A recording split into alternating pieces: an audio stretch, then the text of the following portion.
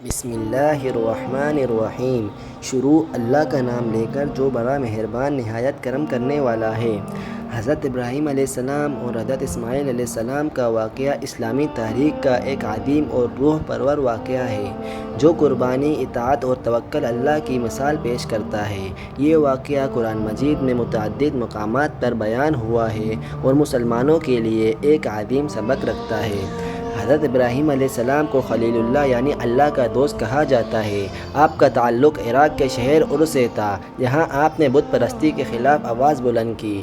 آپ نے اپنی قوم کی توحید کی دعوت دی اور ان کی بتوں کو توڑ دیا۔ اس پر قوم نے آپ کو آگ میں ڈالنے کا فیصلہ کیا، لیکن اللہ تعالیٰ نے آگ کو حکم دیا، اے آگ ابراہیم کے لیے ٹھنڈی اور سلامتی والی بن جا۔ اس طرح اللہ تعالیٰ نے اپنی نبی کو بچا لیا۔ حضرت ابراہیم علیہ السلام کی پہلی بیوی حضرت سارہ تھی جو بانجھ تھی۔ اللہ تعالیٰ نے حضرت ابراہیم کو حضرت ہاجرہ کے ذریعے حضرت اسماعیل علیہ السلام کی صورت میں اولاد عطا کی۔ حضرت اسماعیل کی پیدائش حضرت ابراہیم علیہ السلام کے لیے ایک عظیم نعمت تھی کیونکہ وہ طویل عرصے سے اولاد کے لیے دعا کر رہے تھے۔ اللہ تعالیٰ کے حکم سے حضرت ابراہیم علیہ السلام نے حضرت ہاجرہ اور حضرت اسماعیل کو مکہ کی وادی میں چھوڑ دیا جو اس وقت بے آب و گیا تھی۔ حضرت ہاجرہ نے اللہ پر توکل کرتے ہوئے وہاں قیام کیا۔ جو حضرت اسماعیل کو پیاس لگی تو حضرت ہاجرہ صفا اور مروہ کے درمیان پانی کی تلاش میں دوڑتی رہیں۔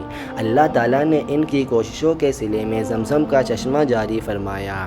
جب حضرت اسماعیل علیہ السلام جوان ہوئے تو حضرت ابراہیم علیہ السلام نے خواب میں دیکھا کہ وہ اپنے بیٹے کو ذبح کر رہے ہیں۔ یہ خواب 3 راتوں تک آیا جس سے حضرت ابراہیم علیہ السلام نے سمجھا کہ یہ اللہ کا حکم ہے۔ انہوں نے حضرت اسماعیل سے اس کا ذکر کیا تو حضرت اسماعیل نے فرمایا، اے میرے ابا جان، جو آپ کو حکم دیا گیا ہے اسے انجام دیں، انشاءاللہ آپ مجھے صبر کرنے والوں میں پائیں گے۔ حضرت ابراہیم علیہ السلام نے حضرت اسماعیل کو پیشانی کے بل لٹایا اور چھری چلائی، لیکن اللہ تعالیٰ نے حضرت اسماعیل علیہ السلام کی جگہ ایک مینڈا بھیج دیا اور فرمایا، اے ابراہیم، تم نے خواب کو سچ کر دکھایا، ہم نیکی کرنے والوں کو اسی طرح جزا دیتے ہیں۔ جب حضرت ابراہیم علیہ السلام اپنے بیٹے کو قربان کرنے کے لیے جا رہے تھے تو شیطان نے مختلف صورتوں میں آ کر ان کو روکنے کی کوشش کی۔ حضرت ابراہیم نے بار بار شیطان کو کنکریاں مار کر دور کیا۔ یہی عمل آج بھی حج کے دوران رمی جمرات کی صورت میں ادا کیا جاتا ہے۔ حضرت ابراہیم اور حضرت اسماعیل کی اس عظیم قربانی کی یاد میں مسلمان ہر سال عید الاضحیٰ مناتے ہیں اور جانور قربان کرتے ہیں۔ یہ قربانی اللہ کی رضا کے لیے کی جاتی ہے اور اس کا گوشت غربا، اقربا اور دوستوں میں تقسیم کیا جاتا ہے۔